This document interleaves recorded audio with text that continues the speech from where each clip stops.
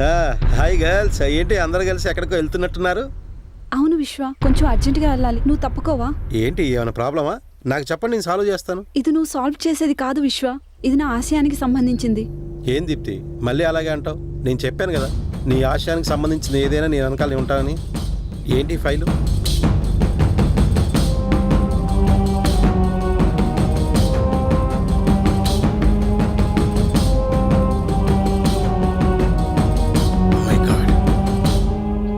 స్వామీజీ ఇంత పని చేశాడా?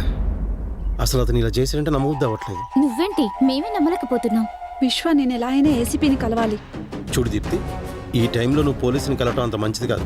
ఆ స్వామీజీకి తెలిసిందనుకో, నీ ప్రాణానికి ప్రమాదం. మరి ఇప్పుడు ఏం చేయాలి విశ్వ? ప్రెసెంట్ ఈ డాక్యుమెంట్స్ తీసుకుని సైలెంట్ గా ఉంటే దీని వెనకాల ఎవరో ఉన్నారో అందరు బయటకు వస్తారు.